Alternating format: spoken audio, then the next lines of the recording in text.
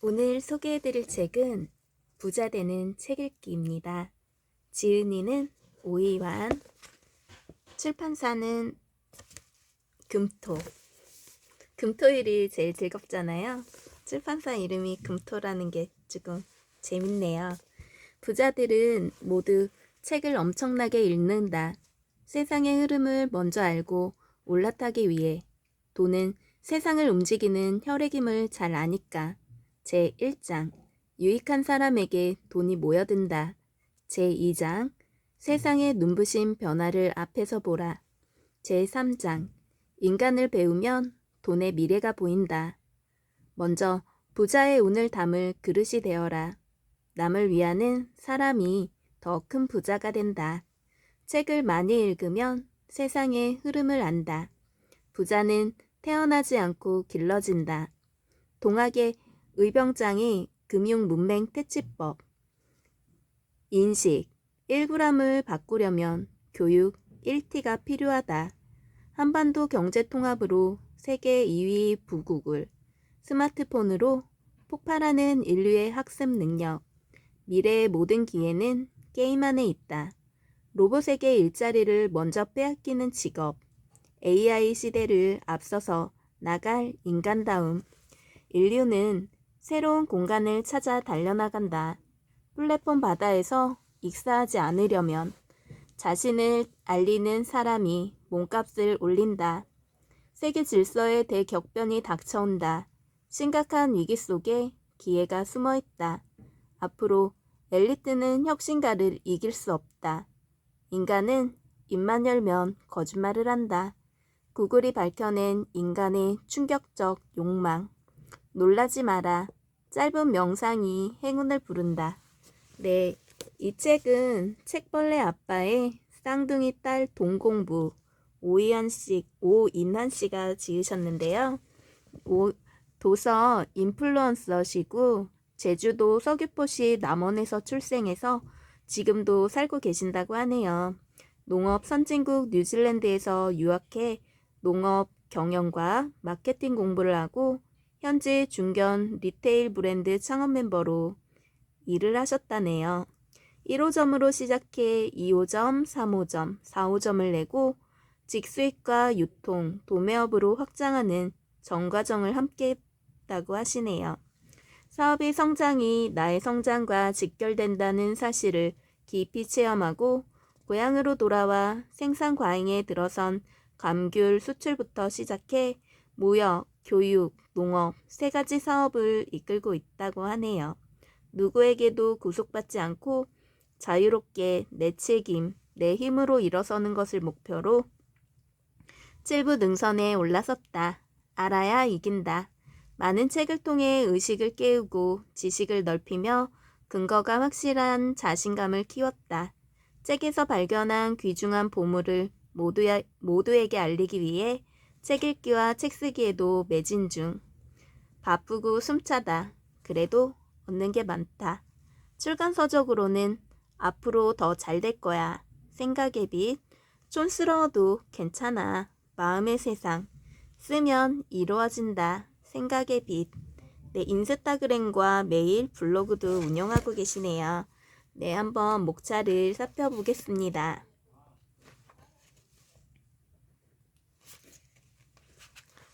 서문으로는 돈은 세상을 움직이는 혈액이다.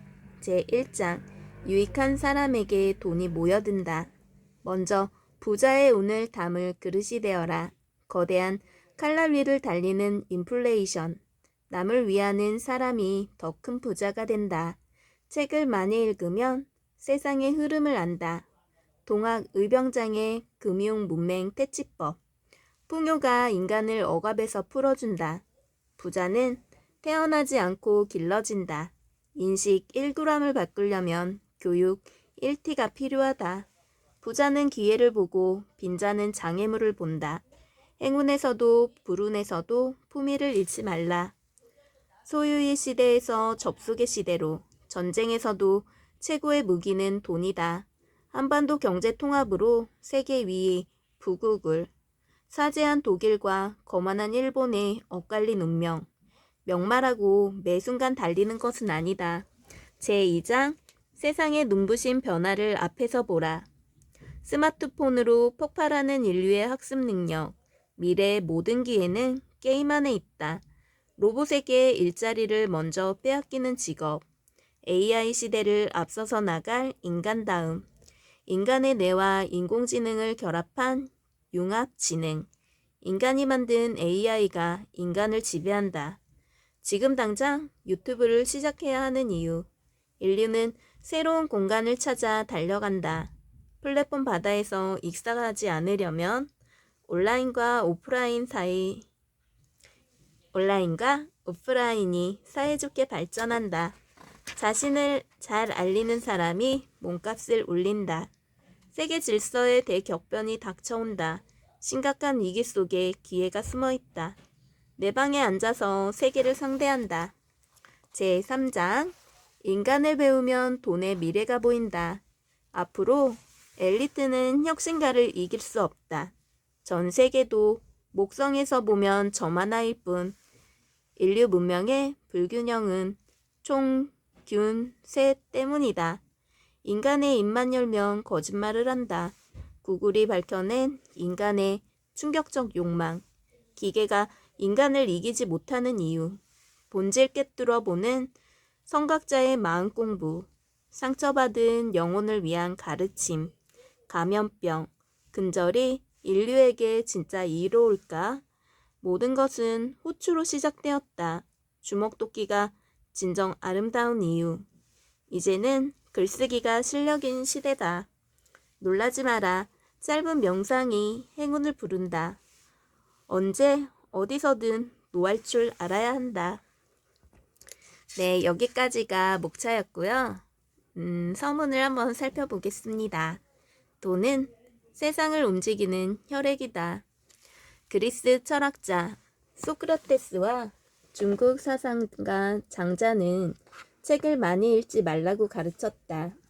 소크라테스는 문자로 읽는 것보다 말로 직접 들어야 한다고 했고, 장자는 읽기만 하고 행동하지 않는 독서는 위험하다고 했다.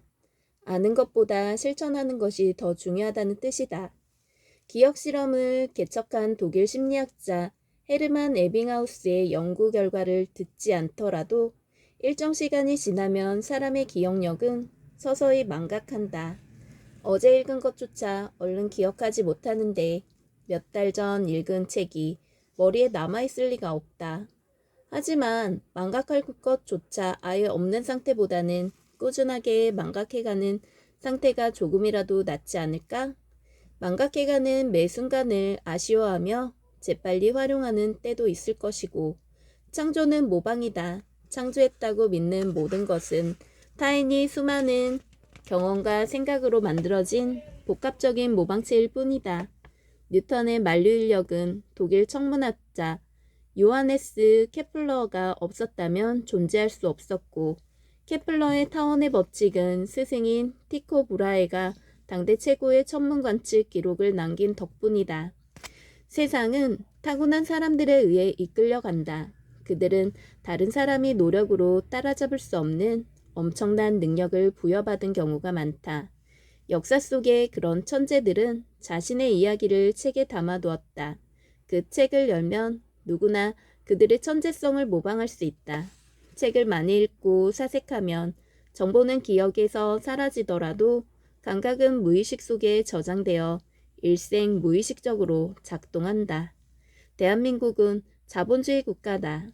자본주의 개인 재산의 바탕을 두고 이윤을 추구하기 위해 상품의 생산과 소비가 이루어지는 경제체제다. 자본이 주인인 체제다. 근로자가 아니라 자본가가 이끌어가는 사회다. 자본주의 사회에서는 돈에 대한 교육이 필수적이다. 그런데 지금 의무 교육을 시행하는 어느 학교에서 돈에 대한 과목을 가르치는가? 중고등학생들이 다니는 어느 학원에서 돈을 배울 수 있나?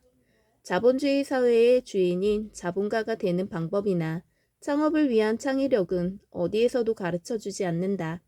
가정과 책에서 밖에 배울 수가 없다. 한국인은 세계 어느 나라 국민보다 머리가 좋고 성실하며 근면하다고 한다.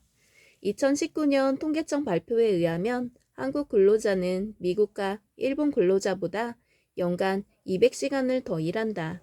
그런데도 OECD 국가 중에 노인 빈곤율 1위, 노인 자살률 1위이다.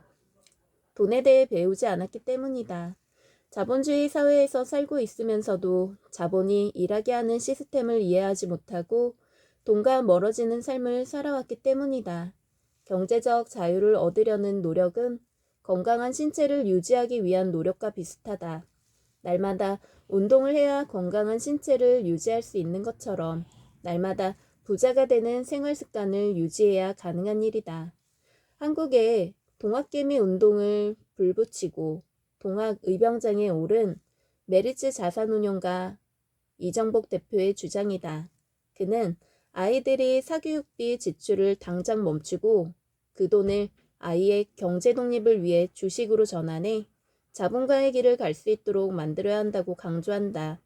자본가는 쉽게 돈을 버는 것 같지만 끝없는 공부가 필요하고 어려운 상황을 이겨낼 심리적 토양이 튼튼해야 한다. 자신에게 많이 투자해서 많이 읽고 많이 배워야 자신을 지키고 성장할 수 있다.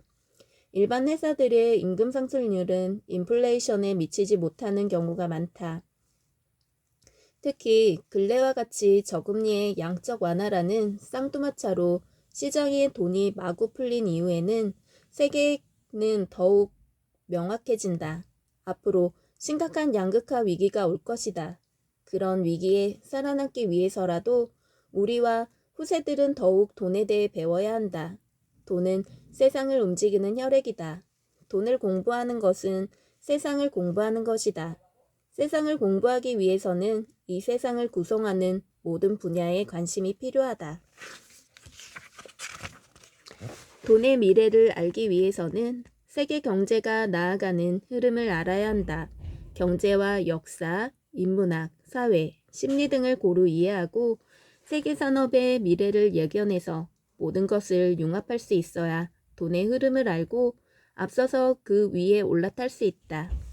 돈은 작게는 한 개인의 생존이자 세상을 버티는 수단이고 인생의 목적이지만 크게 보면 세상을 움직이는 방향이다.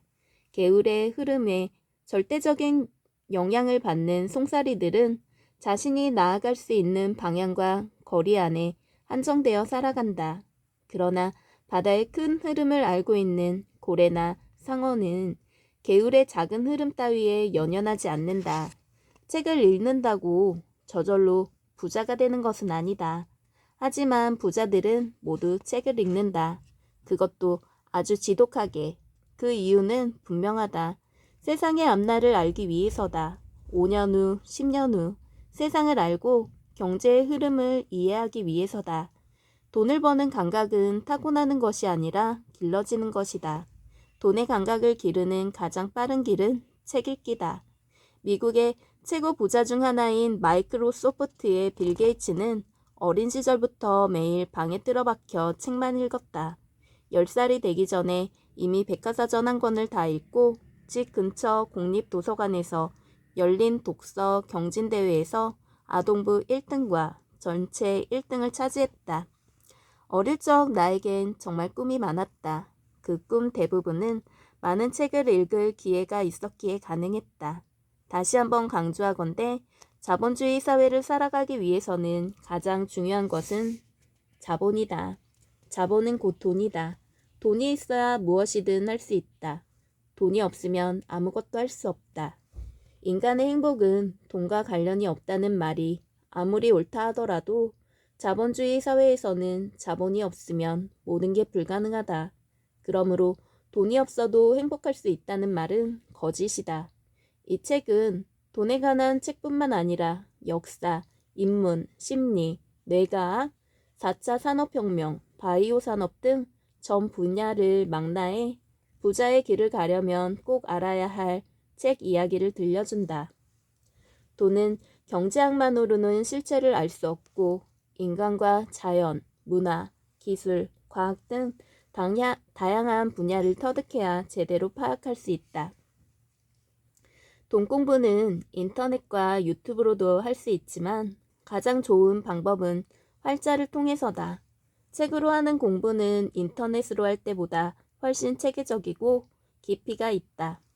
읽으면서 생각하고 정리할 수 있으며 더욱 궁금한 점은 인터넷을 찾아서 살아있는 지식으로 바꿀 수 있다. 슈퍼 리치들에게 배우는 동뽕부의 저자 신진상이 책에서 힘주어 말한다. 책 속에서 이 책의 지은이는 필자로, 이 책에 등장하는 책 텍스트들은 지은이로, 저자로 표현했으니 혼동 없이 읽기를 바랍니다. 제1장 유익한 사람에게 돈이 모여든다. 돈의 역사는 인플레이션의 역사다. 인플레이션 아래서는 돈을 쥐고 가만히 있으면 가난해질 수밖에 없다. 조금이라도 성장하려면 좋은 생산 설비에 투자해야 한다. 가장 손해보지 않는 투자는 바로 자신에 대한 투자다. 자신에게 적극적으로 투자해서 많이 읽고 많이 배워야 인플레이션에서 자신을 지키고 성장할 수 있다. 하노백, 독일 포르츠하임 대학교 경제학 교수, 인플레이션 저자. 먼저 부자의 운을 담을 그릇이 되어라. 사이토 히토리, 부자의 행동 습관. 첫째, 가난한 집에서 태어난 것. 둘째, 초등학교를 중퇴해 남들보다 학력이 부족한 것. 셋째, 몸이 병약한 것. 보통 사람이라면 이 세 가지는 성공하지 못할 이유로 여겨질 것이다. 하지만 일본에서 경영의 신으로 불린 마쓰시타 전기산업의 창업자 마쓰시타 고노스케는 이 세 가지를 자신의 성공 비결이라고 대답했다. 그는 9살 때 초등학교를 중퇴하고 남의 집에 얹혀 살다가 전등 공장에 들어가 기술을 배운 후에 직접 계량 소켓을 만들어 팔았다. 독특한 경영 방식으로 사업을 급속하게 발전시켜 1935년 미쓰시타 전기산업을 세우고 14개의 대기업군을 거느리며 세계 40여 국에 진출을 해 나쇼날, 파나소닉 등의 브랜드로 이름을 날렸다. 1980년대는 미국 제너럴 일렉트릭과 더불어 세계 최대의 가전 기업이 되었고 1990년대까지도 일본 최대의 가전 업체였다.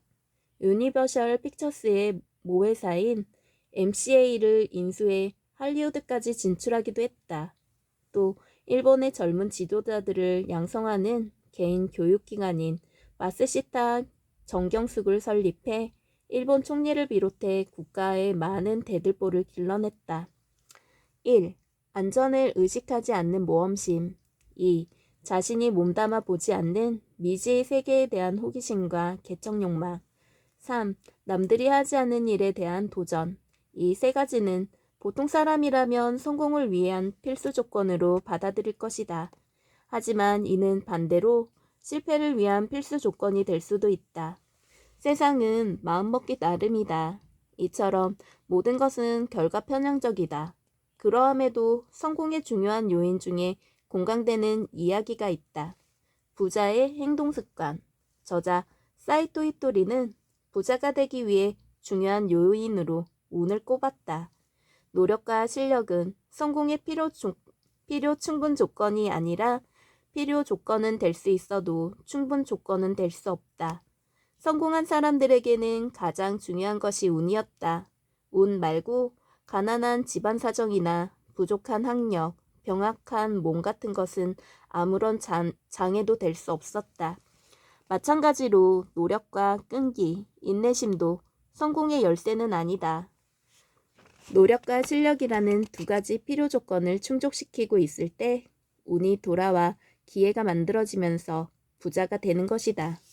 지금은 고인이 된 가수 신해철은 서강대 철학과 출신으로 한국 컴퓨터 음악의 선구자이자 개척자이다. 싸이, 서태지 등도 그에게 각종 장비 사용법을 배웠다고 한다. 신해철은 어느 강연에서 인생의 비밀 이야기를 하면서 성공은 운이라고 단정했다. 실력을 갖추고 열심히 노력하면 무조건 된다는 식의 사고를 경계해야 한다. 안 될 때와 될 때 두 가지를 다 설계해야 한다. 운은 노력을 통해 만들어지는 것이 아니라 우연히 나를 스치고 지나가는 것이다. 운이 우연히 나를 스치고 지나갈 때 내가 그 운을 담을 수 있을 만큼 깊이 있는 그릇이 되어 있느냐가 성공의 열쇠라고 했다. 하지만 내 그릇에 운을 담지 못한다 해도 그런 훌륭한 그릇이 되었다면 그릇 자체만으로도 높은 가치가 있다.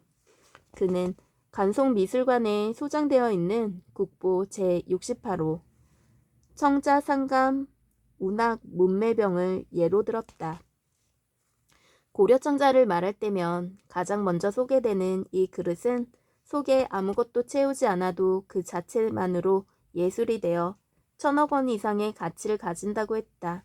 실제로 이 청자는 1935년 간송 정형필 선생이 일본인 골동품상에게 기와집 20채의 값에 거액을 주고 사들인 것이다.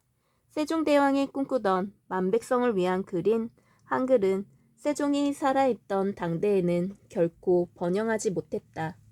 500년이 지난 현대에 와서야 대왕의 꿈은 이루어졌다. 실학을 바탕으로 조선 혁신을 꿈꾸던 다산 정약용도 살아있던 당대에는 끝내 꿈을 이루어지지 못했다. 통일이 된 한반도의 문화강국을 꿈꾸던 김구 선생 또한 당대에는 꿈을 이루어지지 못했고 안창호, 안중근 등 독립운동가들이 목표한 바도 그들의 생애에서는 이루어지지 못했다. 그러함에도 그들 모두는 스스로 훌륭한 그릇이 되어 운과 성공보다 더 크고 넓은 것을 담아냈다. 결과에 집착하지 말라는 것은 현실성이 없는 조언이다. 하지만 결과에 집착하다가는 성공하지 못할 가능성이 상당한 확률로 커진다. 결과에 집착하면 실패했을 때 그 좌절감이 너무나 커서 과도한 에너지를 소비하게 되기 때문이다. 스스로 그릇을 키워가는 과정에서 중심을 두는 사람은 자연스럽게 실패에 집착하지 않게 된다. 그런 마음가짐은 같은 도전을 수십 번, 수백 번을 더 하게 하고 실패하더라도 커다란 좌절감 없이 다시 새로운 도전을 할 수 있게 만든다. 운은 확률과도 같아서 주사위에서 3이 나올 확률처럼 단순하게 계산되기도 한다. 단 한 번의 기회로 3이 나오기는 몹시 어렵다. 그러나 도전 기회를 여러 번 늘릴수록 가능성은 커진다. 이처럼 여러 번의 실패에도 포기하지 않고 다시 일어서서 도전할 수 있는 사고방식과 태도는 오늘 만날 기회를 몇 차례나 더 늘려준다. 이렇게 운이 들어올 가능성을 여러 차례로 늘릴 수 있는 사고방식과 행동이 바로 부자로 나아가는 핵심의 열쇠다. 그러나 부자가 되겠다, 돈을 많이 벌겠다 같은 목표는 결과에 집착하게 될 여지가 크다. 몇 차례의 도전으로 몇 번의 좌절을 맛볼 것이며 한 번 실패할 때마다 매우 무거운 좌절감을 겪을 것이다. 그래서 도전 의욕이 꺾일 것이다. 그런 심리적 상처는 우리에게서 주사위를 여러 번 굴려볼 기회를 앗아간다. 돈은 에너지다. 풍요와 빈곤은 유동적으로 움직이며 때에 따라 들어가기도 하고 나가기도 한다. 생각과 자세는 그래서 중요하다. 얼마를 투자하고 얼마를 벌 수 있는지, 얼마에 팔아서 몇 개를 팔 수 있는지보다 중요한 것은 이 에너지가 어떤 작용을 통해 움직이고 내가 그것을 담아낼 수 있는 그릇이 맞는지 확인하는 것이다. 그것이 가장 중요하다. 누군가는 자기 그릇의 크기도 확인하지 않고 막연하게 커다란 운이 들어오기를 바라는 때가 있다. 수십억 복권 당첨자들이 얼마 뒤 빚쟁이가 되고 절도죄를 짓는 일을 심심찮게 보게 된다. 그러므로 우리에게 아무 때나 커다란 운이 들어오지 않는 것이 행운일 수도 있다. 뷔페를 가면 각자 먹고 싶은 만큼 마음껏 먹을 기회를 얻는다. 하지만 많은 사람이 자신이 낸 금액에 미치지 못하는 만큼만 먹고 돌아온다고 한다. 그런 것처럼 운은 나에게 얼마가 주어졌느냐가 중요한 것이 아니라 내가 얼마나 그것을 수용할 수 있는지가 중요하다. 어쩌면 이제와 오늘 하루도 우리에게 커다란 행운이 들어왔는데 그것을 알아채지 못하고 모른 채 했을지도 모른다. 관역의 화살을 정확히 맞추려면 그 관역에 시점짜리 표적이 있느냐가 아니라 스스로 그것을 정확하게 맞춰낼 훈련이 되어 있느냐가 중요하다. 주식 투자 기법이나 어려운 경제 용어, 마케팅 기술이 없어도 어떻게 하면 부자가 될 수 있는지 이 책을 보며 공부할 수 있다. 사이토 히토리는 1948년 도쿄 출생으로 화장품과 건강식품 판매회사 긴자마루칸과 일본 한방연구소 창업자다. 일본에서 유일하게 1993년부터 2005년까지 12년간 사업소득 전국 고액 납세자 총합순위 10위 안에 들었다. 토지나 주식 등은 전혀 없이 납세액이 전부 사업소득이어서 더욱 관심을 끌었다. 학력은 중학교 졸업이 전부인 그는 언론에 얼굴이나 자세한 신상이 한 번도 공개되지 않은 괴짜부자다. 그러면서 즐거운 마음과 정신적 풍요를 키우기 위해 여러 권의 저서를 냈다. 국내에 나온 책으로는 부자의 운, 부자의 인간관계, 철들지 않은 인생이 즐겁다, 돈의 진리, 상위 1% 부자들의 통찰력 등이 있다. 이 세상은 풍요롭다고 생각하고 행동할 때 부의 에너지가 생긴다. 그가 성공을 대성공으로 이어지게 할 수 있었던 비결이다. 많은 사람들은 말로는 부자가 되고 싶다, 돈 많이 벌고 싶다고 하지만 뒤돌아서면 내가 정말 부자가 될 수 있겠어? 라고 자신을 의심하며 부자가 되는 첫걸음조차 떼지 않는다. 입버릇처럼 말하는 이런 작은 에너지는 부자가 되는 기운을 빼앗는다. 부자와 가난한 사람의 행동 차이는 이미 여기서부터 갈린다는 것이다. 저자는 부자가 되기 전에 먼저 돈의 속성부터 파악하는 게 중요하다고 강조한다. 돈을 모으지 못하는 사람들은 돈은 곧 에너지라는 사실을 모른다. 에너지는 인간 활동의 근원인 힘을 뜻한다. 자신의 마음을 잘 살펴서 그 마음을 어떻게 쓸지에 따라 부자가 될 가능성이 커진다. 돈을 부르는 행동의 첫 단계는 자신이 가진 생각과 잠재의식을 통해 진심으로 부자가 되고 싶은지, 돈을 존중하고 잘 다룰 마음의 준비가 되어 있는지부터 확인하는 것이다. 그렇지 않으면 아무리 부자가 되고 싶어도 돈이 따르지 않고 돈을 모으고 부자가 되더라도 쉽게 무너져 버린다. 부자들은 생각을 재빨리 행동으로 옮긴다. 실패가 두려워도 먼저 행동에 나서고 바로잡음을 반복해 목표를 이루기 위해 끊임없이 노력한다. 실패를 패배로 보지 않고 하나의 과정으로 인식하기 때문이다. 주변에 부자가 된 사람들을 유심히 살펴보라.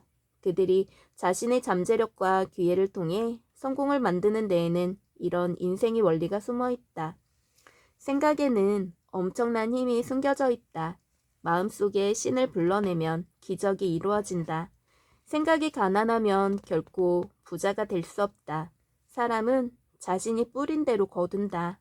사랑이 부족한 이유는 사랑을 뿌리지 않았기 때문이다. 일하는 방식을 바꾸면 즐거워진다.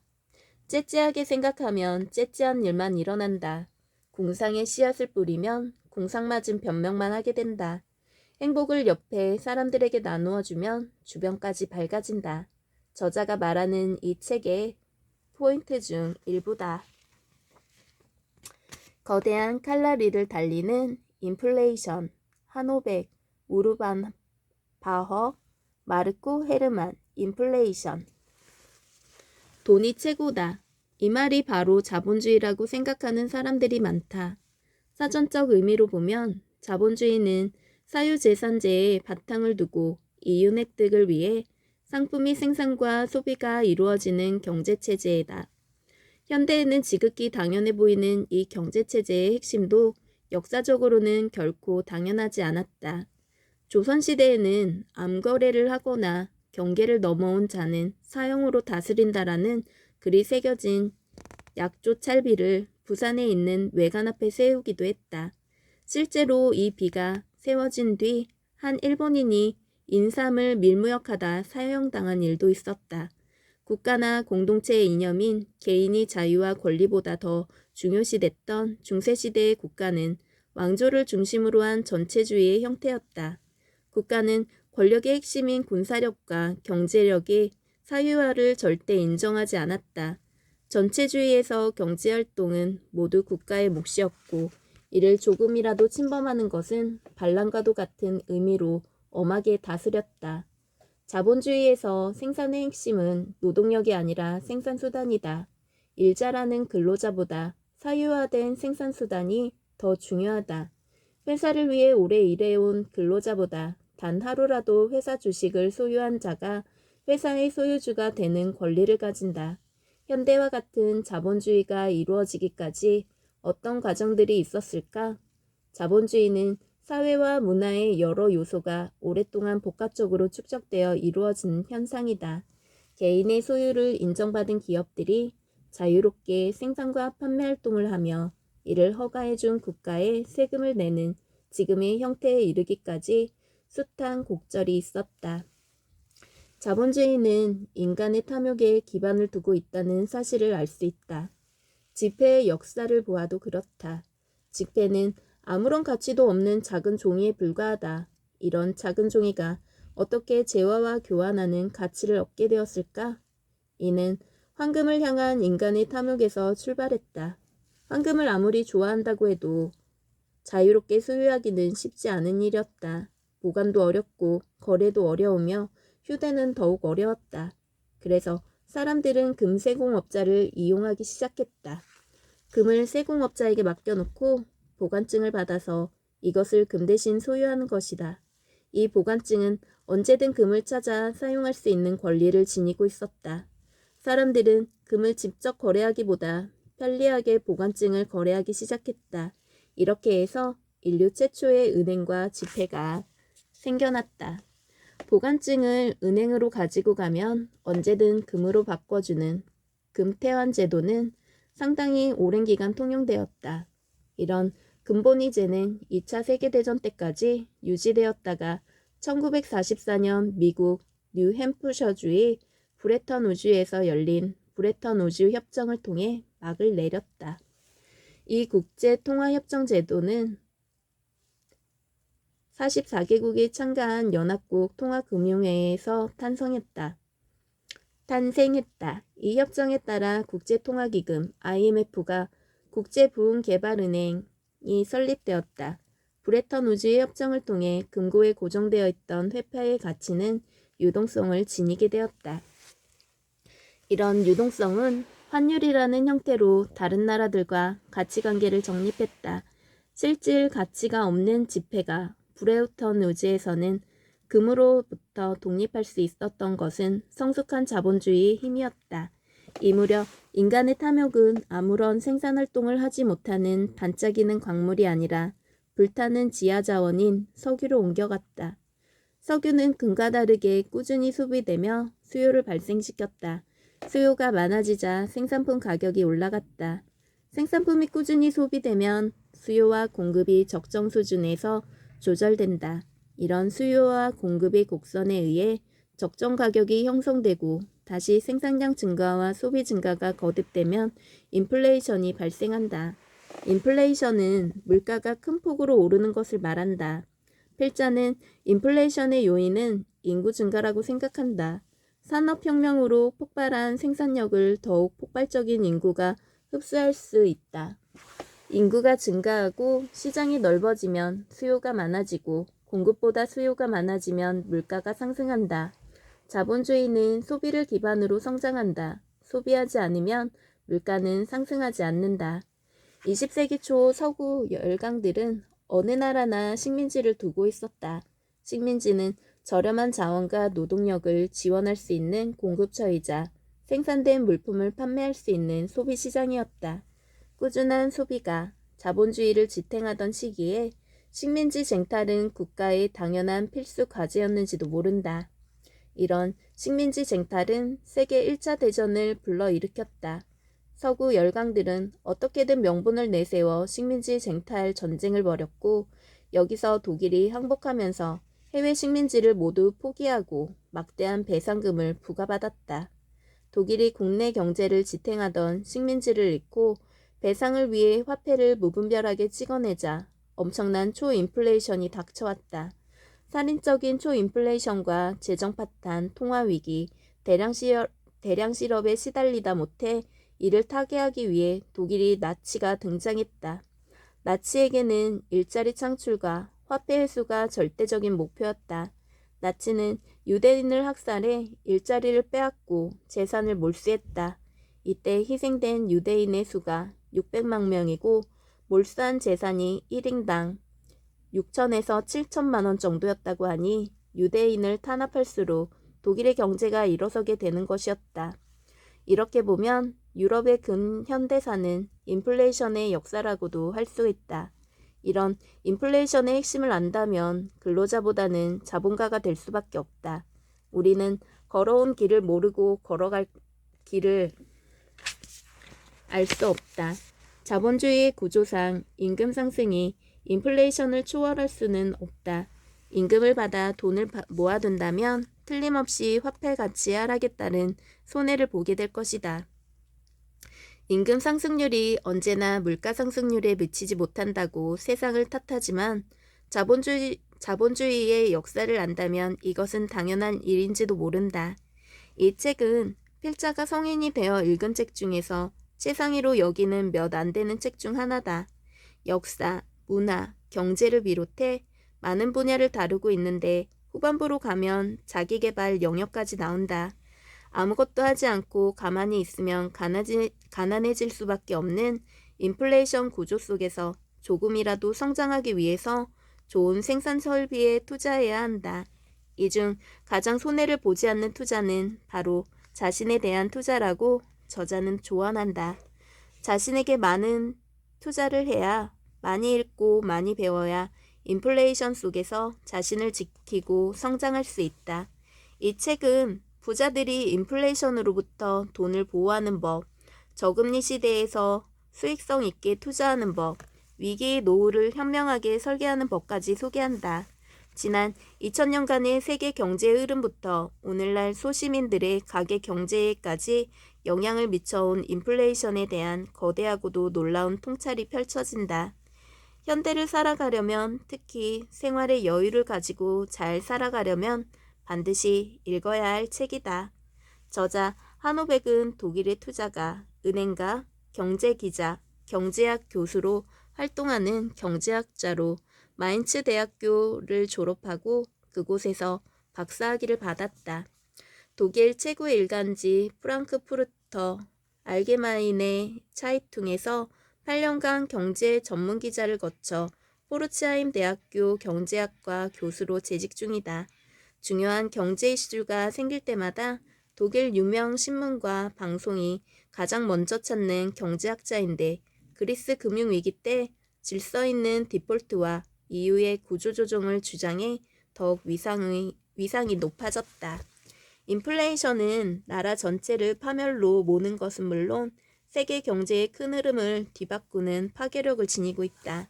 연간 인플레이션 720%를 기록한 베네수엘라의 비극, 1인 인플레이션 207%를 기록하며 15시간마다 2배씩 물가가 뛰었던 헝가리, 최악의 인플레이션에서 독일 경제를 황금기로 뒤바꾼 화폐 개혁까지 인플레이션은 소시민의 일상은 말할 것도 없고 한 국가의 흥망성쇠를 좌우해왔다. 저자는 빈털터리가 된 후에야 사람들이 인플레이션의 존재를 깨닫는 이유는 숫자의 위력을 우습게 생각하기 때문이라고 지적한다. 인플레이션이 일으키는 기하급수적 증가 뒤에 도사린 엄청난 파급력을 모르기 때문이라는 것이다. 인플레이션이 연간 2%만 상승해도 당장 개인의 지갑에 돌풍을 불고 연간 4%씩 상승하면 노후 준비가 힘들어진다. 인플레이션은 거대한 면도칼 위를 달리는 것과 같다. 저자는 단기적인 경제 활성화에 의한 인플레이션이 소시민의 삶을 얼마나 피폐하게 만들 수 있는지 역사를 통해 경고한다. 그런 만큼 경제를 활성화한다는 명목으로 인플레이션을 조장하려는 정책과 정치인, 권력가들의 움직임을 국민들은 매섭게 지켜보아야 한다는 것이다. 일시적으로 화폐를 풀어 경기를 활성화하는 처방은 마약과 같이 위험하다라고 단언한다. 이 마약을 끊었을 때 세계 금융시장이 차질 없이 돌아갈 수 있겠는가? 돈의 역사는 인플레이션의 역사다. 인플레이션이 끝났다라는 말을 쉽게 믿어서는 안 된다. 물가가 하락하는 디플레이션 조짐이 보인다 해도 인플레이션에 대한 경계태세를 절대로 소홀히 해서는 안 된다. 통화를 붕괴시킬 수 있는 세력들의 움직임이 보이기 때문이다. 언뜻 보기에는 통화 붕괴 작전의 각본이 조금 다를 수 있으나 시대를 막론하고 화폐가 파괴되는 데는 일정한 패턴이 있었다. 국가가 부채를 처리할 때도 인플레이션만큼 매력적인 방법은 없었다. 이러한 폐단을 막기 위해 중앙은행의 독립성을 보장해야 한다는 주장이 등장한 것이다. 네, 오늘 책 소개는 여기까지고요. 부를 원하신다면 부자 되는 책 읽기. 이 책을 추천드립니다. 감사합니다.